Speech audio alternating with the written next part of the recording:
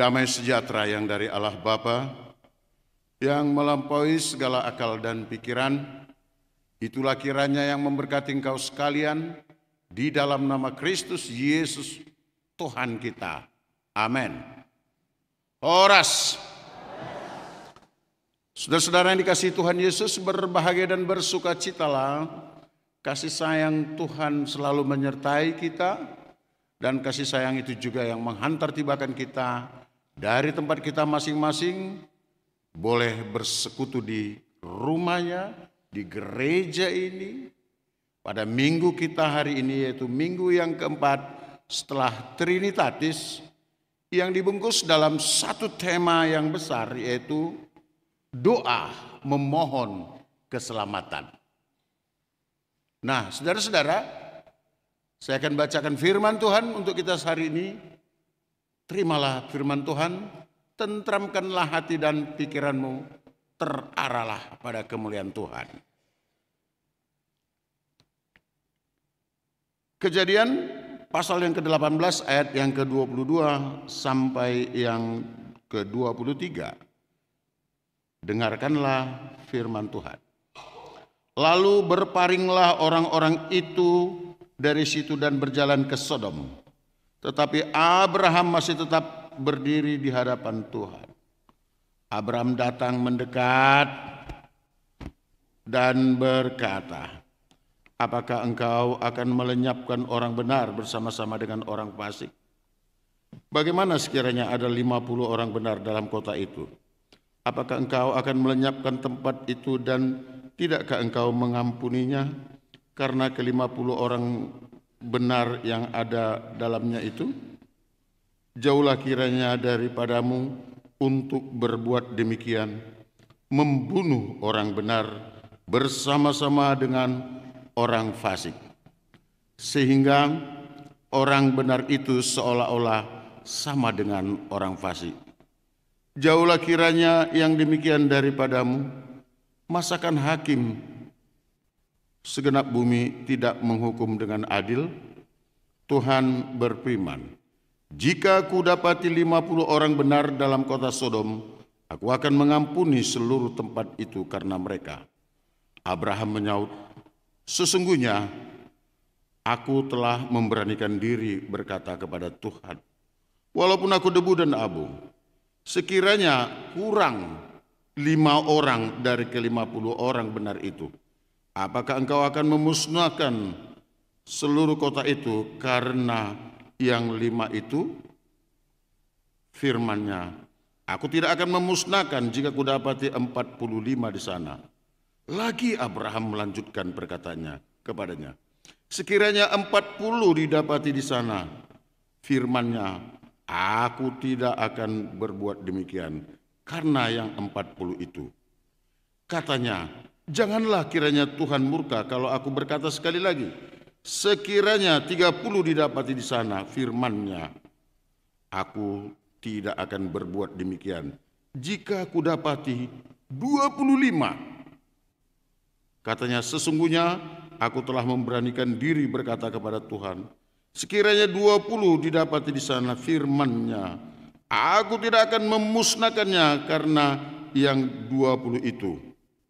Katanya, janganlah kiranya Tuhan murka kalau aku berkata lagi sekali ini saja, sekiranya 10 didapati di sana.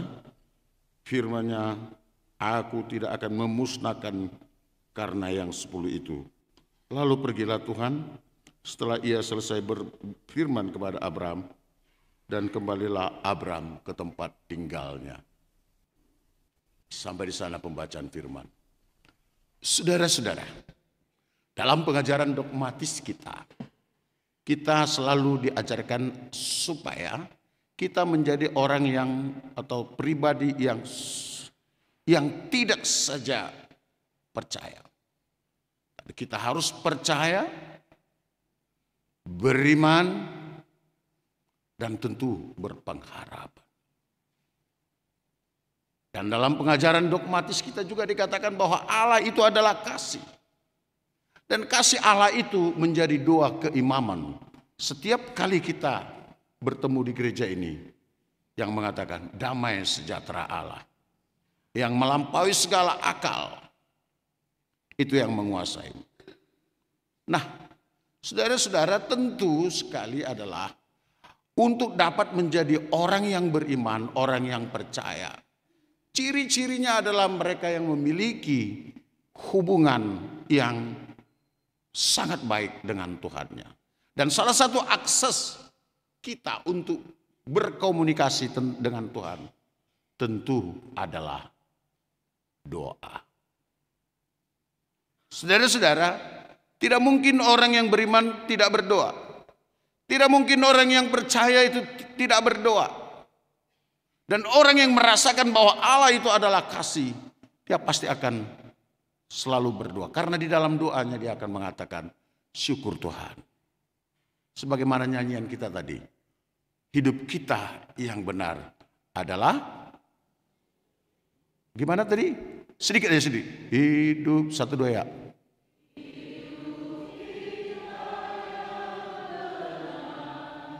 Haruslah mengucap syukur. Stop, sampai situ saja.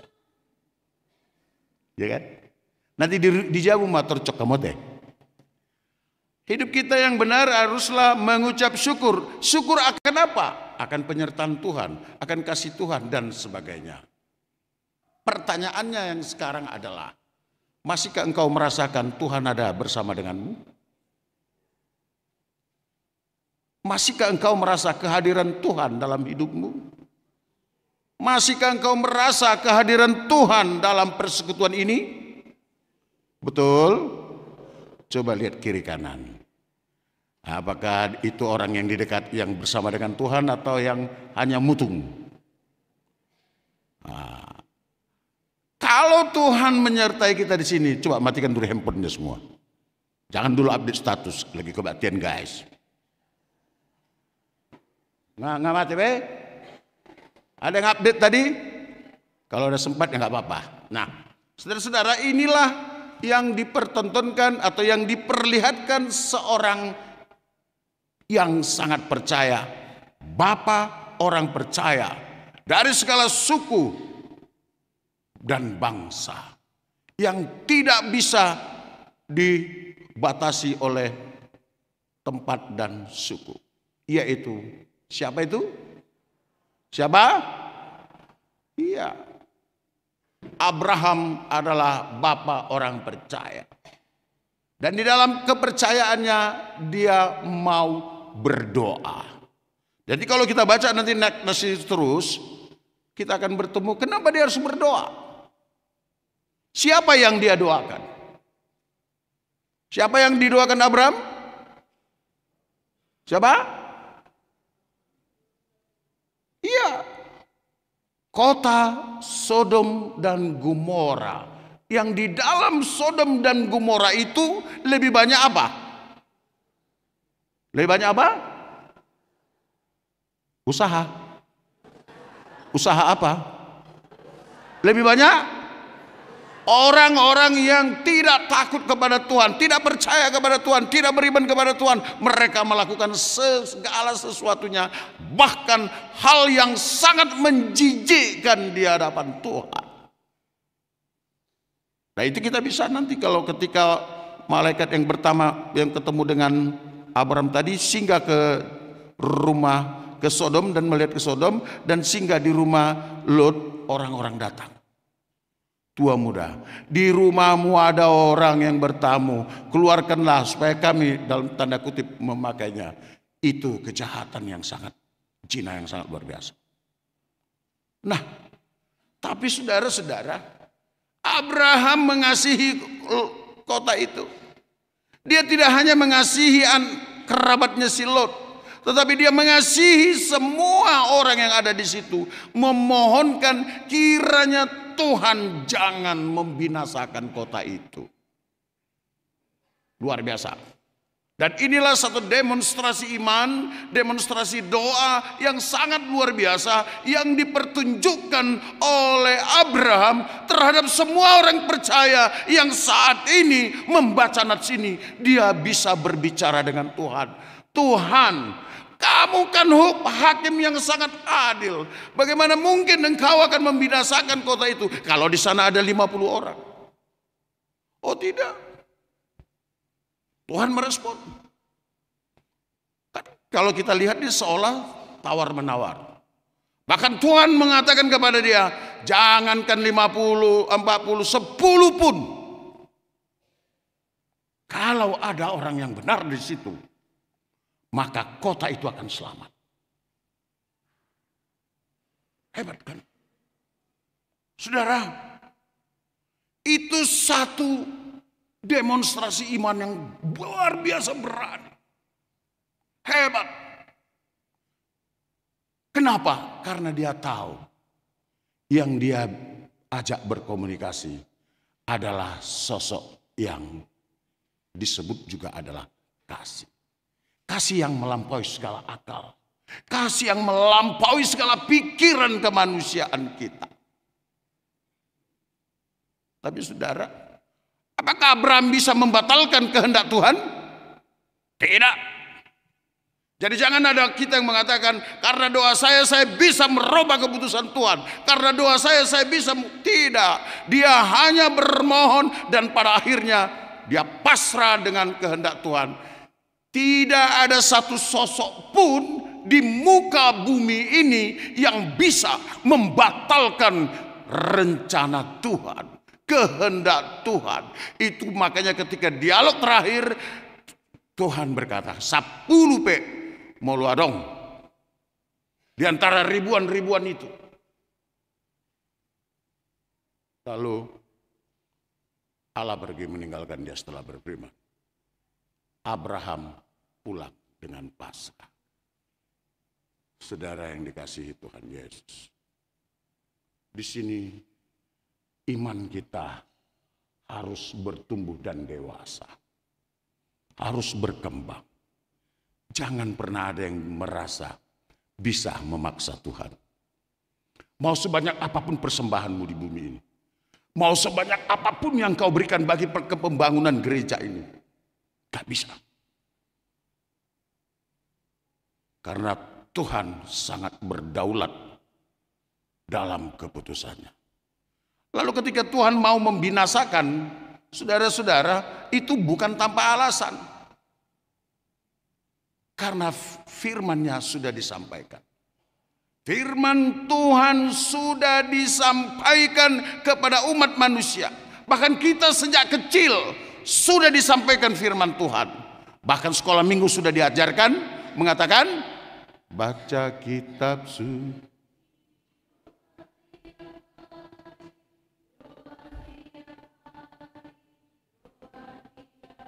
Stop dulu. Kenapa cuma parhala yang menyanyikan?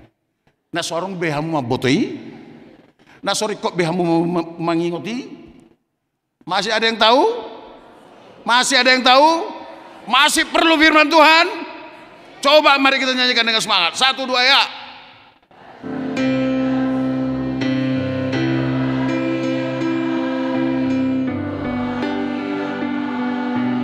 Doa tiap hari, baca kitab suci. Doa tiap hari kalau mau tunggu. Stop. Saudara harus membaca firman Tuhan dan berdoa setiap hari. Selalu terhubung dengannya. Kalau engkau mau bertumbuh. Persoalan kita adalah kalau rumah tanggamu ingin selamat, kalau rumah anak cucumu ingin diselamatkan oleh Allah, bertumbuh di dalam firman Tuhan, menjadi pewaris-pewaris kerajaan surga, harus apa yang ada di sana? Dalam rumah tanggamu. Harus apa? Harus benar. Apalagi doa orang benar sangat besar kuasanya. Harus ada orang yang benar di rumah tanggamu itu. Siapa yang paling penting yang melakukannya pertama sekali? Bapak, Ibu. Karena kalian dua sengaja meminta kepada Tuhan agar engkau dipersekutukan menjadi satu rumah tangga. Betul? Amanang nadi patong-tong dom sudi? Enggak kan? Seorang bapak dan seorang ibu harus bisa menjadi orang benar di rumah tangganya, sehingga engkau mewariskan iman yang benar, kepercayaan yang benar kepada anak cucumu, maka mereka akan bertumbuh menjadi generasi yang takut dan taat pada Tuhan. Maka harus terpancar dalam setiap karakter kita, bicara kita, perbuatan kita, pikiran kita. Ya, molo seholan GBC hira perbeda do inata. Bagaimana mungkin itu punya anak yang suka membawa damai sejahtera? Karena karakter warga kerajaan Allah adalah berbahagialah orang yang bersih hatinya, karena dia mempunyai kerajaan surga. Ya, jadi kainang kalau ada yang suka merbada merepet yang nggak jelas, marungu nggak jelas, dipaso. Dan itu sering kita nyanyikan, ya kan? Soho pungut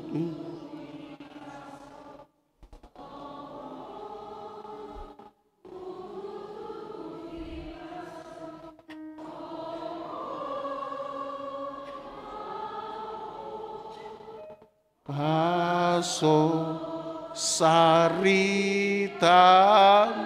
Betul. Aka parungu tungut dangolo manang nyakon nasing. Ya kan? Akan kotor pikiran nadangol gak mau itu berdua untuk orang yang lain. Orang yang selalu berpikir negatif tidak akan pernah mau itu berdua untuk yang lain. Jangankan untuk yang lain, untuk dirinya pun dia kadang tidak akan mau berdoa. Kalau tidak sesuai keinginannya dari orang-orang sekitarnya. Saudara, kalau engkau ingin menjadi orang yang memiliki keselamatan, satu-satunya adalah sebagaimana dialog yang diajukan oleh Abraham dan Allah adalah adanya orang benar. Pertanyaan, masihkah ada orang benar di gereja ini? Masihkah ada orang yang benar di gereja ini? Isemei.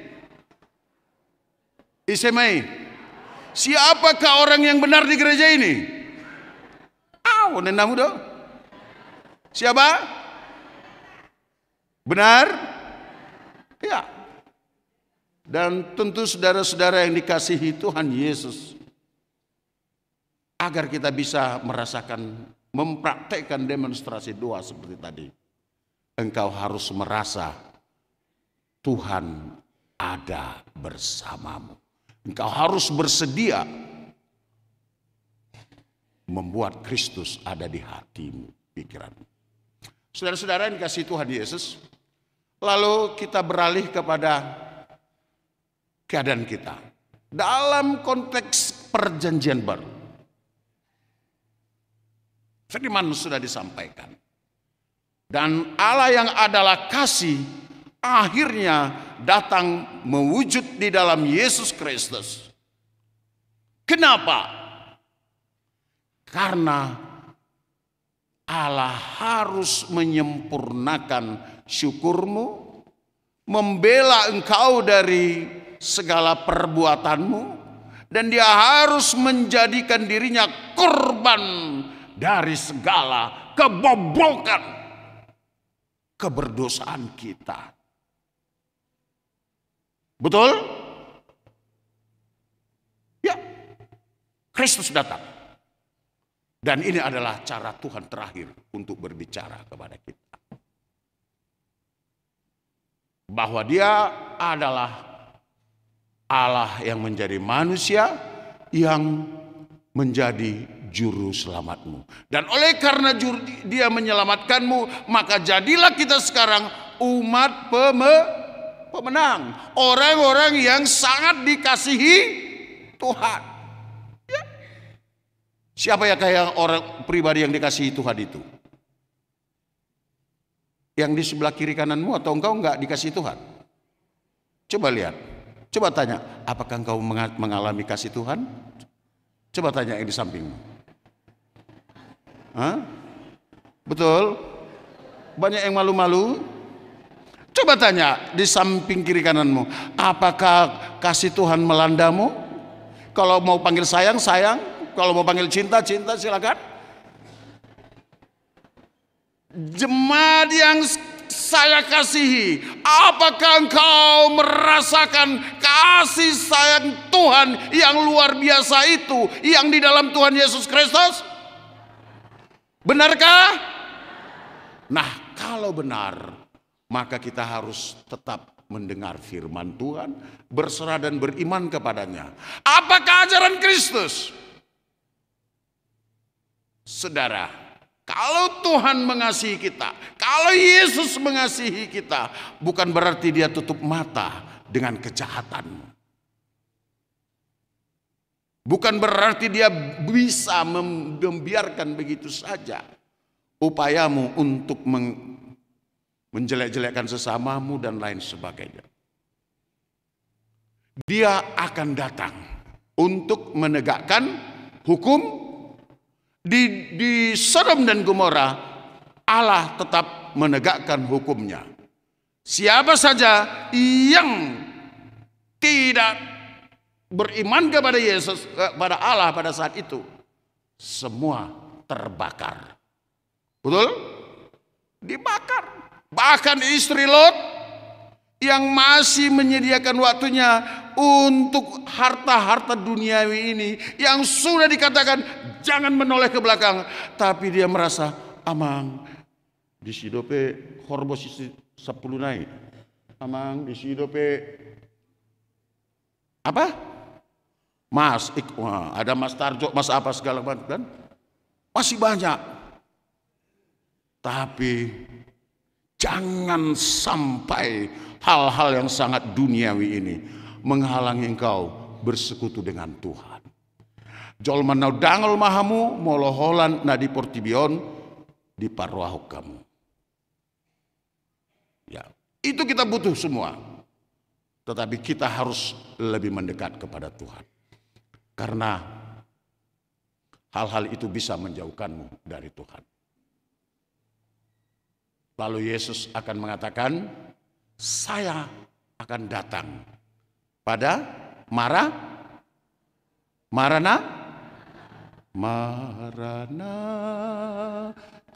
Roh Tuhan,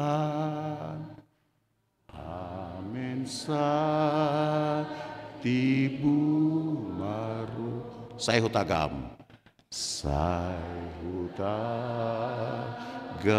do Tuhan, saya masih rohaki diharoni Tuhanku songona nidok nai. Cukup sampai situ. Dia akan datang. Maka sebelum itu datang, hidupilah ajarannya. Apakah inti ajaran Kristus? Kasihilah Tuhan. Kasihilah Tuhan. Kasihilah seperti. Nah, jangan pernah berpikir mau mengasihi orang lain kalau engkau juga tidak mengasihi dirimu. Bagaimana caramu mengasihi dirimu? Hentikanlah perbuatan-perbuatanmu yang tidak baik. Terbiasalah untuk menjaga hubunganmu dengan Tuhan. Dan setelah itu Roh Kudus akan mengajari engkau untuk mengatakan kepada sahabatmu, kawan, mari kita beribadah. Kawan, molomar minggu ho, unang seolah namo dohodoko di gereja. Ya kan? Kawan, molomar minggu ho, unang seolah kata-kata ho di si. Betul? Di mana kekuatan firman Tuhan? Kalau hanya untuk dalam tempo yang beberapa menit ini aja, kita tidak sanggup terfokus kepada Tuhan. Ibadahmu jangan sampai sia-sia. Saudara, bersegeralah, berubahlah. Mumpung ini masih waktu pengasihan. Tuhan menuntun engkau dengan roh-Nya yang kudus. Biarkanlah dirimu dituntun oleh roh dan kebenaran Tuhan. Agar tidak ada satupun dari antara kita ini yang binasa oleh karena dosa kita. Tuhan Yesus memberkatimu, dan saya juga ingin menyapa dan kita boleh sama-sama berdoa buat sahabat-sahabat atau anak kita yang kurang sehat. Anak kami Yeremia Kristiano Pardede dirawat di rumah sakit Hermina. Ya Bapak, kasihani anak ini, hentikanlah penderitaannya, berilah dia kesembuhan sehingga orang tuanya juga dipenuhi sukacita. Ibu Rosemary Tambunan dirawat di Sentra Medika. Tuhan Yesus kiranya melawatmu dan menjamamu, maka tahirlah segala penyakitmu. Bapak Jempi F. Silalahi yang sudah pulang dari rumah sakit, kami bersama dengan engkau bersyukur agar kiranya engkau semakin mendapatkan pemulihan. Amang Yohanes Silain, kiranya Tuhan masih memberikan penyempurnaan akan kesehatanmu. Marihot Pangaribuan dirawat di rumah sakit Hermina. Inang, Tuhan ada bersama denganmu. Kiranya dia memberkati para medis yang merawatmu dan engkau beroleh sukacita dalam pemulihan. Kemudian Bapak kami Renalmon Hutauruk sudah pulang dari rumah sakit. Kita bersyukur bersama denganmu. Kiranya Tuhan Yesus menyempurnakan kesehatanmu.